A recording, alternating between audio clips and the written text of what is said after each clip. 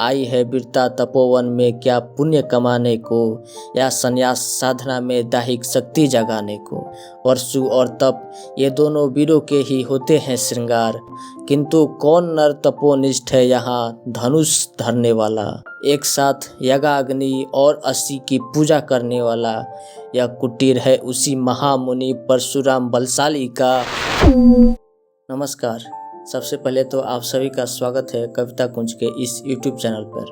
उम्मीद करता हूँ आप सभी बढ़िया होंगे और आप अपने परिवार का, अपने साथियों का पूरा ध्यान रख रहे होंगे और जीवन का लुत्फ और आनंद उठा रहे होंगे। आज इस वीडियो में हम लोग रश्मिराथी के द्वितीय सर्ग भाग 1 और भाग 2 का अध्ययन करेंगे। अगर आप रश्मिराथी के पहले अंश सुनना चाहते हैं तो दिए गए डिस्क्रिप्शन के लिंक से आप सुन सकते हैं या चैनल में जाकर प्लेलिस्ट से चेकआउट कर सकते हैं। तो चलिए इस महाकाव्य तुल्य रश्मिराथी का हम लोग अध्ययन करते हैं और अपने अंदर एक नई ऊर्जा भरने की कोशिश करते हैं। द्वितीय सर्ग भाग 1।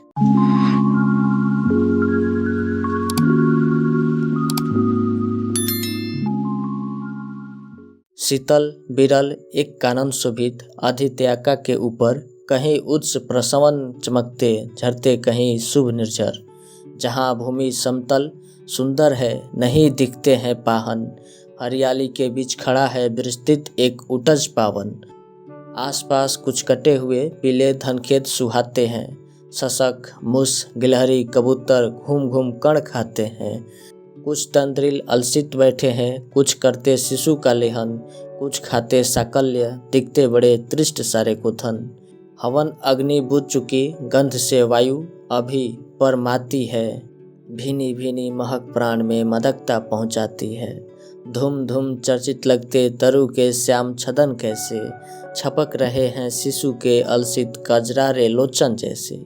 बैठे हुए सुखद आतप में मृग रोमंथन करते हैं, वन के जीव विवर्ष से बाहर हो विसर्प विचरते हैं। सूख रहे चिवर रसाल की नन्ही झुकी टहनियों पर, नीचे बिखरे हुए पड़े हैं इंगुत से चिकने पत्थर।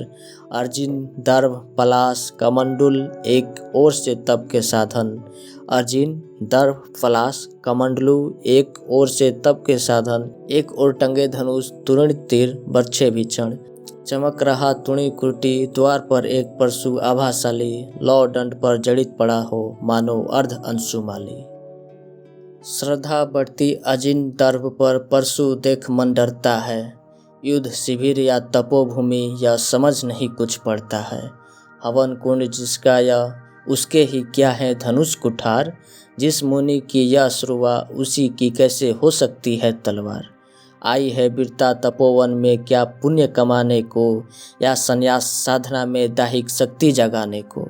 मन ने तन का सिद्ध यंत्र अथवा शस्त्र में पाया है, या कि वीर कोई योगी से युक्ति सीखने आया है।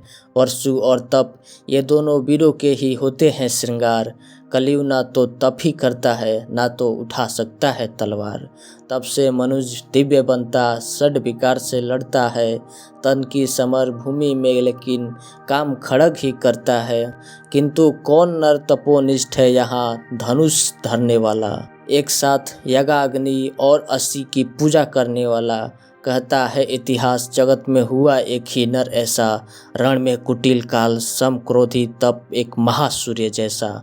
मुख में वेद पीठ पर तर्कस कर में कुठिन कठार विमल, मुख में वेद पीठ पर तर्कस कर में कठिन कुठार विमल।